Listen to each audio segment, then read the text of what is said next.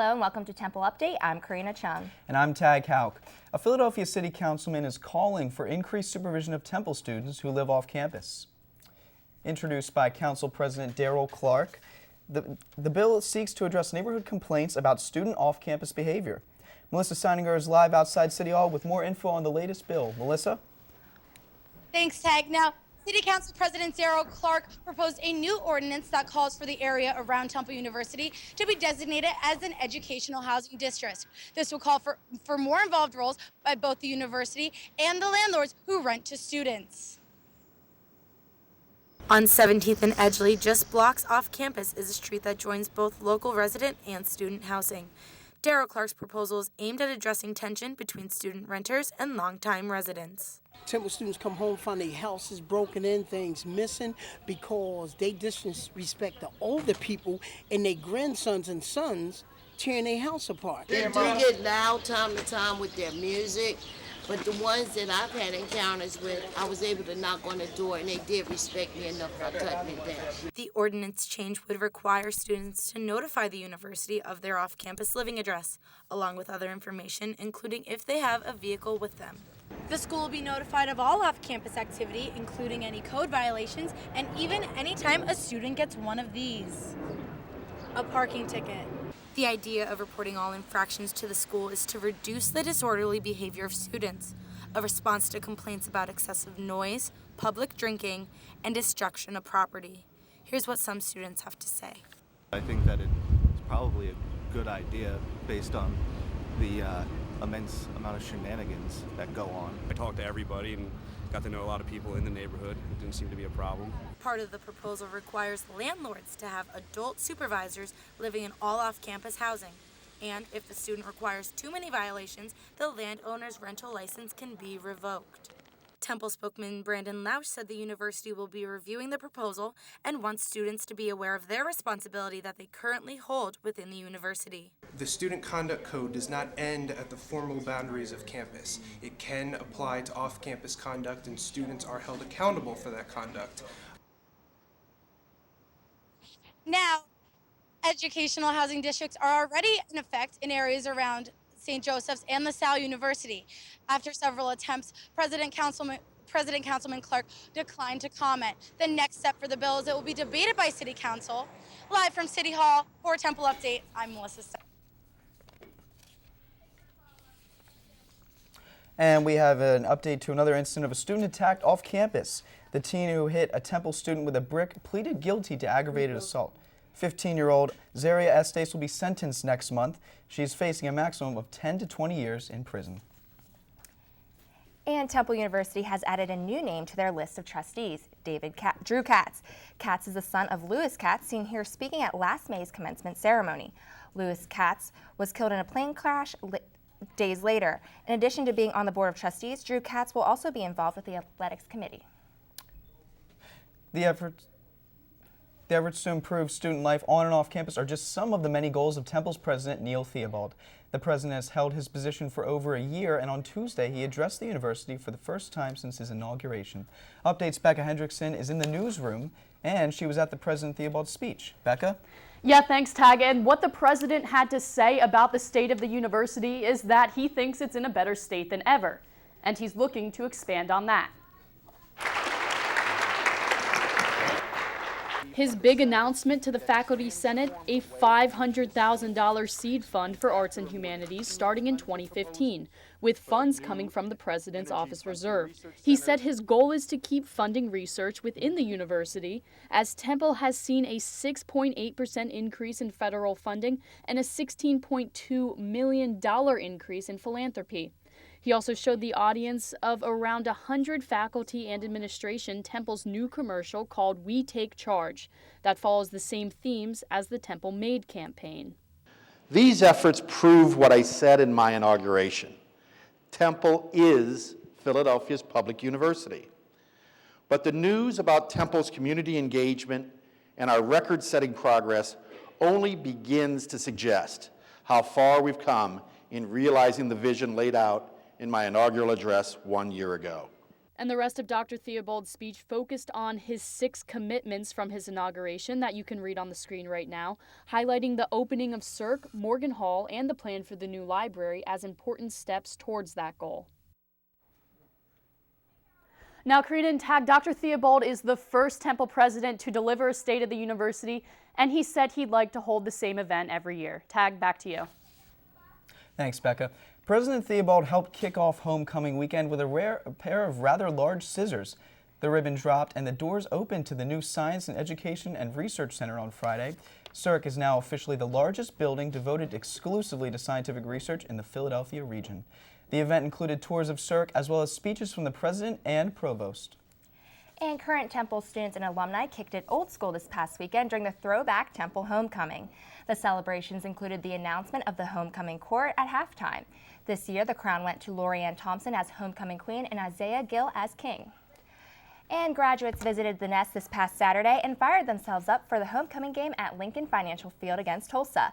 Temple Update's Yale Alpert was on the scene to join the alumni in their trip down memory lane. Inclement weather would not stop Alumni Owls at 9 a.m. on Saturday from coming out to cheer on their alma mater. Alumni celebrated their annual homecoming alumni tailgate at Lincoln Financial Field to get pumped up for the clash between Temple and Tulsa. The Greater Philadelphia chapter of the Temple University Alumni Association has been waiting for the tailgate all season long as a proud host organization. I like to see all my friends. I think reconnecting with people and really having a good day. Just feeling that Temple spirit kind of buzzing throughout tailgate row is awesome. I mean, friends are definitely the biggest part, but I want to see the team do well and get into a good bowl game, and so I can get a good trip. All alumni made sure their tailgating needs were protected whether beneath the tent tops or under the solar panels in Lot K. Temple alumni would not let the weather rain on their parade. I'm proud. I'm proud. I'm proud to be a Temple alum. And I'm proud of the fact that I've met great friends through Temple. So, and I've met my wife through Temple. So, Temple means a lot to me. These alumni Temple Owls will do whatever it takes to support their team and fly well in the rain. Reporting for Temple Update, this is Yale Alpert. Now, we have had very warm fall days this past week, but will it last? Gallo is live outside Annenberg Hall with the details on today's weather. Allie? Karina, hi Tag. Good morning and happy Thursday. We had quite the warm up this week. In fact, we even saw temperatures near 80 degrees both yesterday and Tuesday, which is way above average for this time of year. Temperatures have dropped once again today though, and we won't get nearly that warm. Overnight last night, I'm sure you heard the rain and thunderstorms pass through, which stuck around early this morning, but we are starting to clear out now. Currently, it is 63 degrees, and it is a bit muggy right now, but it'll warm up to about 70 degrees today. The clouds are starting to move out as well, and you will see some sun throughout the day. Frank the frat boy is wearing jeans and a light jacket to class today, as you should do if you're getting ready to leave for class soon. I'll be back inside later in the show with your weekend and 5-day forecast. For now, reporting live outside of Annenberg Hall, I'm Alexandra Gallo. Thanks, Allie. Temple University's Beasley School of Law and Fox School of Business programs are being once again recognized globally. Temple's Law School was ranked number 17 in the American Lawyer magazine, making them the only law school in the region in the top 20. Fox jumped 20 rankings since last year, giving them the biggest jump of any full-time MBA program. The College of Education recently received a $2.2 million grant to fund a dual-degree program for students looking to become math or science teachers. The Temple Teacher Residency Program works with the School District of Philadelphia as well as some local charter schools. But what our program does is prepare students for that kind of educational context, that urban educational context where dollars are at the premium and where class sizes could be large. So they're still going to be effective classroom teachers even in these challenging circumstances. And Philadelphians are falling in love under the new Boardwalk. The path opened a few weeks ago and runs along the Schuylkill River. Temple Update's Dave Halgash took a stroll down the latest Philly attraction. The newest addition to the Schuylkill Trail is a 2,000-foot boardwalk connecting the South Street Bridge to Locust Street. The concrete path offers convenience, scenery, and a solution to move the trail past Locust Street. Nobody that came down that trail to Locust Street didn't want to take a walk on that boardwalk, because, in fact, many more people came just to take that walk on it. The path that is less than 3 weeks old is now a destination point for thousands of people. Since the opening, there have been over 19,000 boardwalk travelers a week. But joggers and bikers aren't the only ones taking to the trail. Both commuters and tourists are taking advantage of the scenic path. It's wonderful being by the water. It's great, so it really motivated me to get out, and I certainly need the exercise, so it's wonderful. Any motivation is great. With pillars driven 15 feet into the rock, the boardwalk is meant to withstand a beating. From weight of the people on the bridge to the chance of the Schuylkill flooding, no detail has been overlooked. We didn't want to use wood on the boardwalk because it is going to be underwater from time to time. Wood gets to be a real maintenance problem. Wood warps. Wood decays. A boardwalk won't do that, and it's easier to clean up. And construction's not done yet. They plan on building the trail from Valley Forge all the way down to Fort Mifflin in South Philly. For Temple Update, I'm Dave Halgash. Up on Temple Update, what Health Services has to say about Ebola.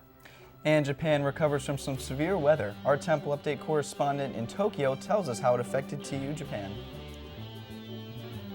Coming up, get all the details on the highly anticipated Philadelphia film. To know about homecoming weekend and much more coming up.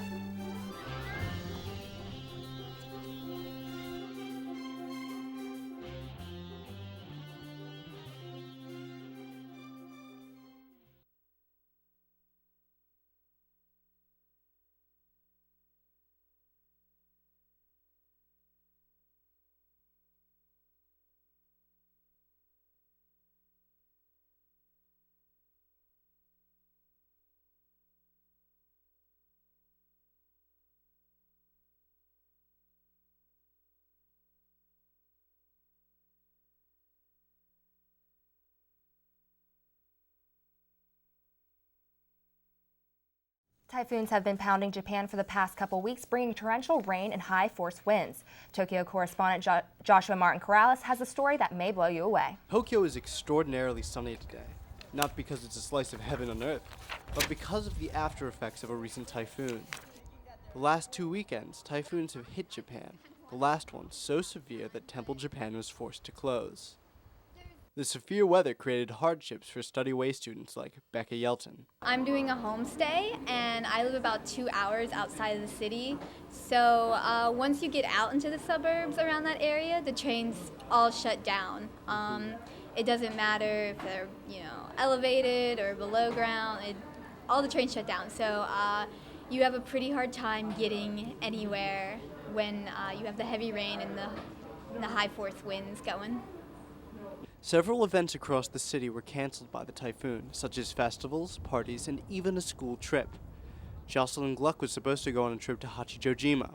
Well, this past weekend, I was supposed to be going on the school boat trip to Hachijojima, but as taking a boat into 50-foot waves is generally considered a poor choice, the trip was canceled. Jocelyn and other students were upset. Yeah, I was really looking forward to snorkeling. There's supposed to be several species of rare fish that you can only find in Hachijojima. Even though the second typhoon did not result in a school closure, many students living outside the city were unable to make it into the city for school following it. Currently, no more typhoons are on the horizon, and what is considered typhoon season in Japan is nearly over. For Temple Update in Tokyo, I'm Joshua Martin-Corrales. And a tentative agreement has been reached between SEPTA and Regional Rail locomotive engineers.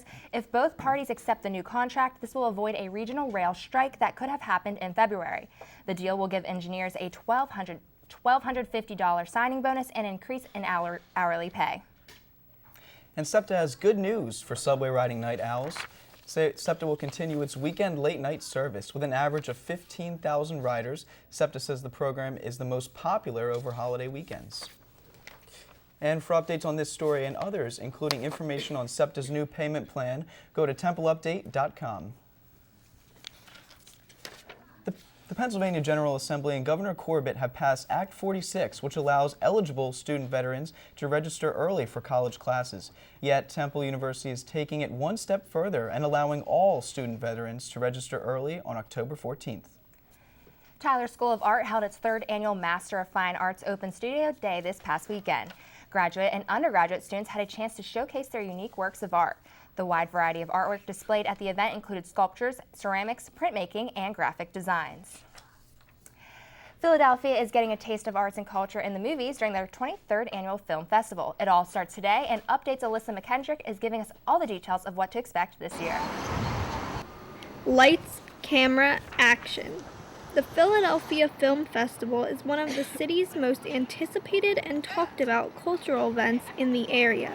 The festival is set to kick off this Thursday, October 16th. This year marks the 23rd annual festival, which was started by the Philadelphia Film Society in 1991. The festival features more than 100 films from over 35 countries. In the past, the event has featured films such as Silver Linings Playbook, All Is Lost, and Labor Day, and this year will not disappoint. We really strive to bring what our programming team thinks are some of the best films from around the world here to Philadelphia so that the arts and culture community can appreciate them and experience them and learn through them. I mean, these are fantastic films. The Film Fest offers a variety of these screenings in 7 different theaters, including the Ritz East, the Ritz Bourse, the Kimmel Center, the Prince Music Theater, the Bryn Mawr Film Institute, and the Ambler Theater. It really, really is a great lineup. We're incredibly proud of it, and we hope that the city enjoys it. Philadelphia Film Festival runs October 16th through October 26th and will feature screenings, panels, parties, and more. Reporting for Temple Update, I'm Alyssa McKendrick. And coming up on Temple Update, Gallo is back in the studio, but will it be hot or cold next week? She's ready to tell you what the fall weather will be. And I'm Tommy Sladek for the Sports Desk. I was there to experience the homecoming football game.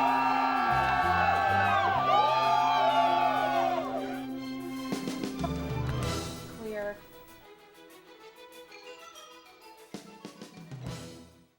Police are investigating an alleged assault of a Temple student off campus. The attack happened yesterday around 2:45 p.m. at the corner of 13th and Oxford. A female Temple student was allegedly approached from behind by 2 juvenile girls.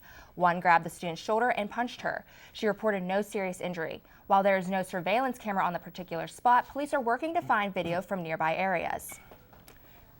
Now, Karina, I know the weather was rainy on Saturday, but I'm wondering if that affected our Owls. Well, let's find out. Kylie Winkler is at the sports desk with more. Kylie?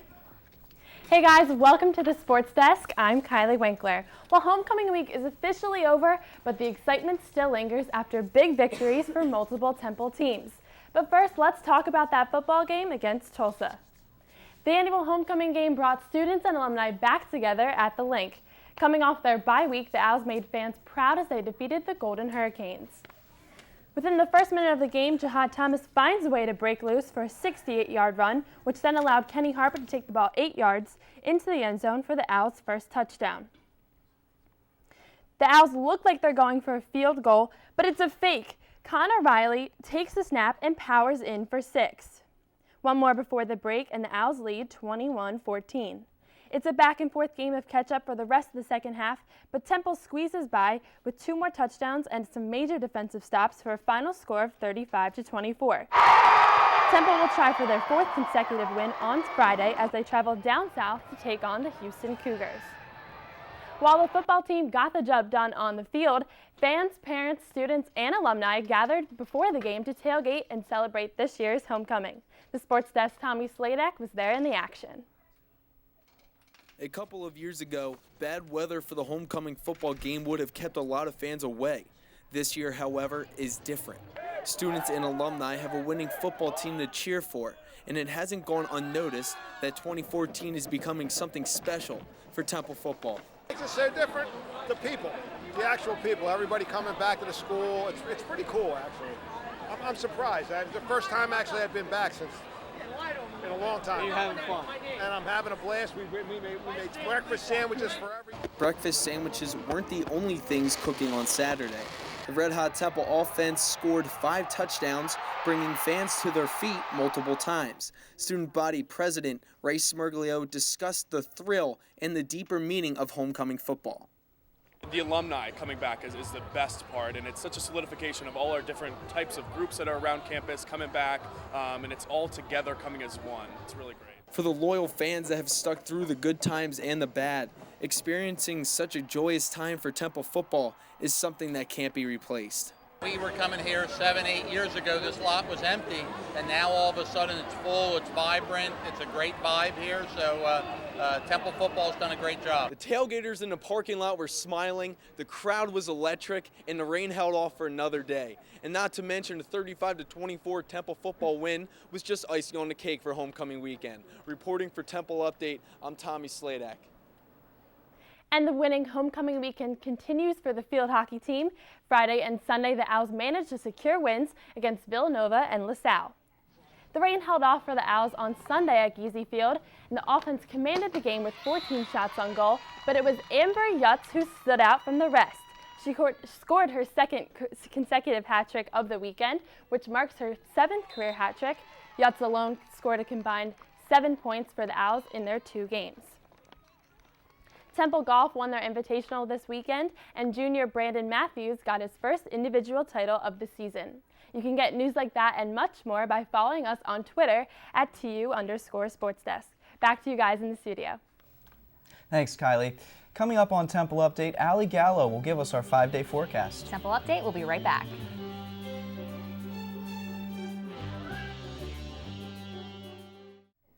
Members of Temple's Black Law Students Association engaged in a social justice debate on Wednesday night. The debate covered hot-button issues on race relations. Professors from Beasley School of Law discussed controversial topics such as affirmative action. This event took place in the Duane Morris Moot Courtroom of Klein Hall. Well, Karina, I hope this weekend shapes up a lot better weather-wise for your birthday weekend. Yeah, I hope so too, but Gallo's in the newsroom with more on that. Allie? Long time no see, Karina and Tag. So once we get through this muggy morning today, there isn't going to be a lot to worry about for the next couple of days. Again, today is going to stay partly sunny with a high of 70 degrees. The low tonight will be in the mid-50s. Tomorrow is going to turn out to be a nice start to the weekend with a highs in the low 70s and mostly sunny skies. The rest of the weekend stays clear. There will be plenty of sun again on Saturday, but a bit chillier with highs only in the high 60s, with lows dropping down all the way to the 40s. And those chilly temperatures drop even more for Sunday, but another dry and sunny day. You will definitely feel that temperature change though. We're not even going to get out of the low 50s for the high. So the weekend all around is looking great. You'll definitely be able to get outside to do some of the things you may not have been able to do last weekend because of the rain. For Monday, the start of your week is still looking good with no problems in sight. Temperatures stay in the 50s. So guys, once we get through this muggy morning, today we're looking at a couple of really nice fall days and chilly nights. For the latest weather updates, be sure to follow us on Twitter at @TU_WeatherWatch. I'm Alexandra Gallo. Back to you guys. Thank you, Allie. Now that's all for Temple Update. For the latest on all things Temple, log on to our website, templeupdate.com. And don't forget to follow us and like us on Facebook, YouTube, and Twitter. And you can always watch us 24/7 on TempleTV.net and Comcast Channel 50 and Verizon Fios Channel 45. For Tag, Houck, and the rest of the Update team, I'm Karina Cheung. We'll see you next time.